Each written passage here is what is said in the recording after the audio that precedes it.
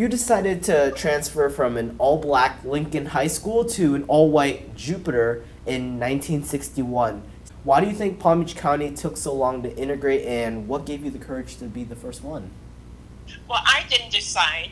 My mother decided for me. And I can't tell you why Palm Beach County took so long. They took as long as any other state did because they didn't want integration to happen. But I primarily attended Jupiter because of two integration activists.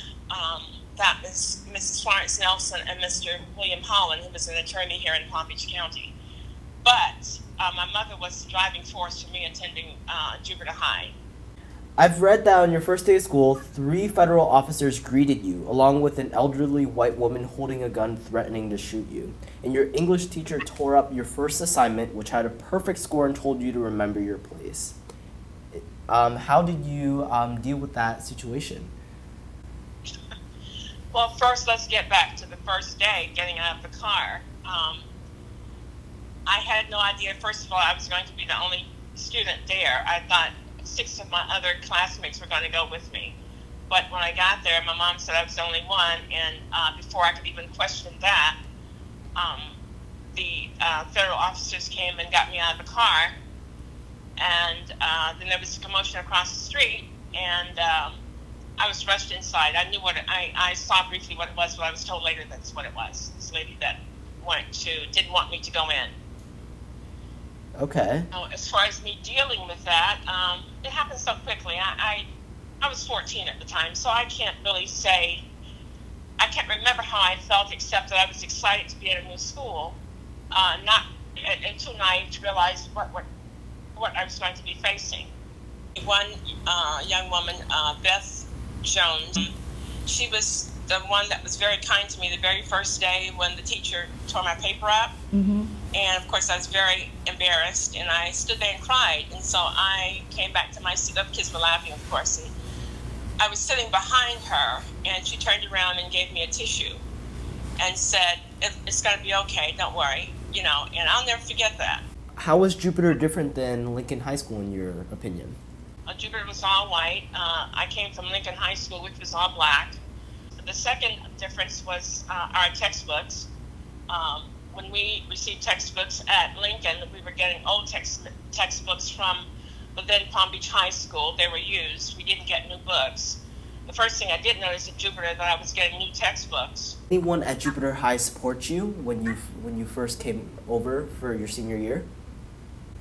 Well, of course, my former principal did, and the 2 people that were very active in getting me to attend Jupiter High School, they were very supportive. And my mother was my biggest supporter as far as encouraging me to not give up and not and to basically ignore what was going on and what was being said to me. So that was one of the biggest things. Those 3 people were my biggest supporters, to answer your question. In the past, there in assemblies and things, when I was recognized for certain things, I wouldn't get, nobody would clap, or they would boo or say, call out some names or something like that. Maybe 1 or 2 would clap, maybe teachers or something like that. But to have my classmates cheer at my graduation was awesome.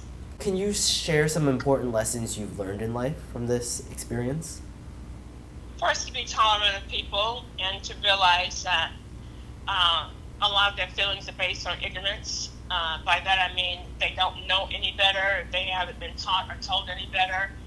They just look at a person's outward appearance and then decide who or what they are. So I've just decided to be tolerant of people and to realize that, everybody can't be the same. What have you accomplished so far, personally and professionally, that makes you proud? Personally, I'm a mother. I'm married, happily married, and I have 4 beautiful children. Tragically, we lost one about 29 years ago, but I was the mother of 5 kids. My personal accomplishments, and my children graduated college, and they're all doing well. Professionally, I worked for 37 years, 2 companies. I did go to college, FAU, completed my studies since 1979, when my second to the youngest son was born. I worked at FPL for 20 years. I worked for Pratt & Whitney for 6, and in between worked for different companies, but those are my, FPL was my longest. Oh, and I retired from the clerk's office after working 8 years there. I loved doing what I did, even though there were some racial obstacles along the way, and I learned how to deal with those, and to speak up about, what I thought was unfair. Can you tell me how you would like people to remember you?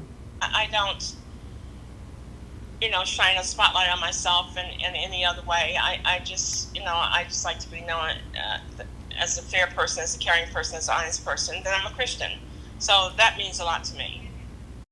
The question everyone wants to know is, how awesome of a kid was Sherman still when he was younger? Well, Sherman, the only thing I can say about him, he was quiet. He loved to eat. I remember as a little kid, his mom never fed him baby food. She would sit him on a stack of books at the table and put a adult plate in front of him, and he demolished it. He was about 2 when first time I saw that. And after that, he was a quiet kid, very loving, always ready to give you a hug. As he grew up the same way, very respectful, one of my favorite people, always willing to give me a hug, very respectful. I really, really remember that about Sherman, and still is to this day. Even though he's grown up and married and gone on into the adult things of life, he's still a sweet guy.